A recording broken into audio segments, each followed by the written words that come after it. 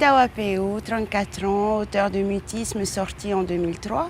Ce qui m'a poussée à écrire, c'est une espèce de sentiment de colère. Je revenais de mes études à Paris. J'arrive à Tahiti et mon pays n'était plus le même. Et c'est ce sentiment que j'ai voulu décrire et raconter, non pas par nostalgie, mais pour faire comprendre à mon pays que on devenait n'importe quoi.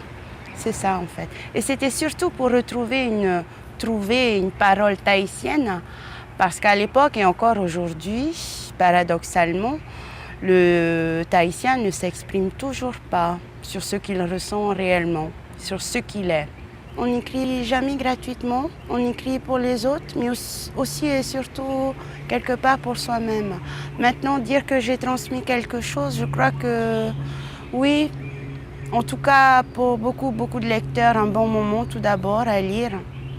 Et aussi, je pense, cette quête d'authenticité dans la réflexion et dans la prise de conscience.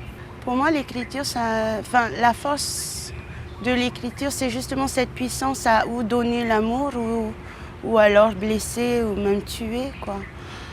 Et pour moi, mon écriture était a été qualifiée de violente, de dure, mais c'était juste pour dire mon amour pour ce pays, quoi. Cette écriture engagée nous permet à quelques-uns d'être différents. Parce qu'il y a, il faut se le dire, la pensée dominante qui nous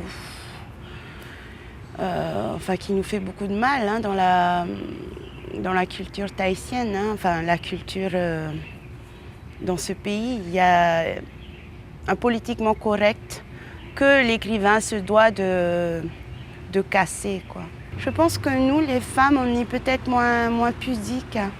Paradoxalement, l'écriture, c'est se mettre à nu. Or, nos hommes sont un peu plus pudiques.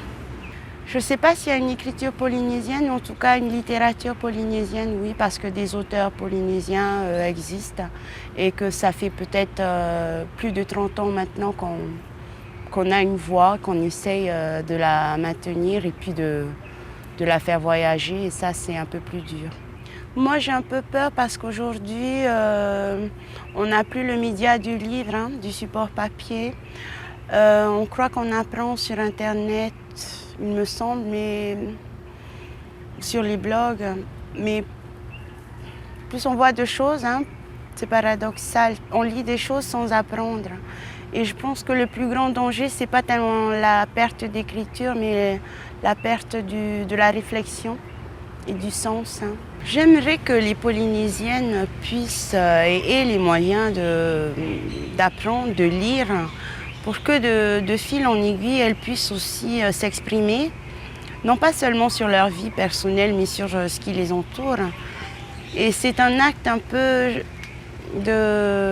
c'est un acte libérateur et quelque peu politique qu'elles devraient s'approprier. Elles sont aussi l'avenir de ce pays et elles sont incontournables. Et puis la voix féminine tahitienne a cette qualité et cette douceur aussi parfois qui nous manque dans cette société d'aujourd'hui.